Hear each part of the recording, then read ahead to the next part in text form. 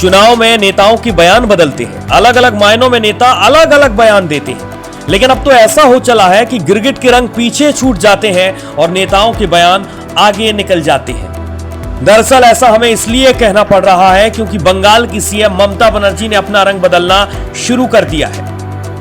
India गठबंधन से दूर दूर तक नाता न रखने वाली ममता दीदी अब इंडिया गठबंधन के सुर में सुर मिला रही हैं। ममता बनर्जी अभी कहती हैं कि अखिल भारतीय स्तर पर मैं पूरी तरह से इंडिया गठबंधन का हिस्सा हूं। इंडिया गठबंधन का मैंने सुझाव दिया था। हम राष्ट्रीय स्तर पर साथ हैं और आगे भी साथ रहेंगे।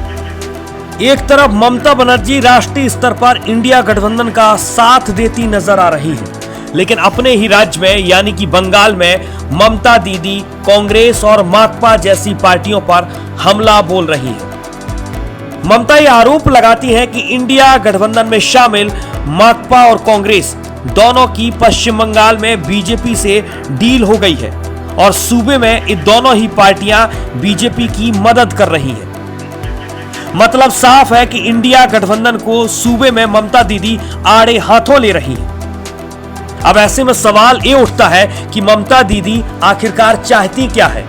एक तरफ राष्ट्रीय स्तर पर इंडिया गठबंधन का खुला सपोर्ट करती नजर आ रही है, लेकिन दूसरे तरफ अपने ही सूबे में इंडिया गठबंधन की तमाम पार्टियों का खुलकर विरोध कर रही है।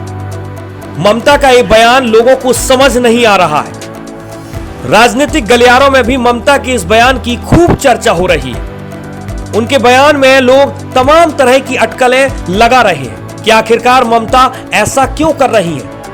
लेकिन अब देखना होगा कि आखिरकार सूबे में ममता दीदी का जादू चलता है क्या, और अगर नहीं चलता तो फिर क्या इंडिया गठबंधन कुछ कमाल दिखा पाएगा या एक बार फिर से भारतीय जनता पार्टी सूबे में खेला कर पाएगी।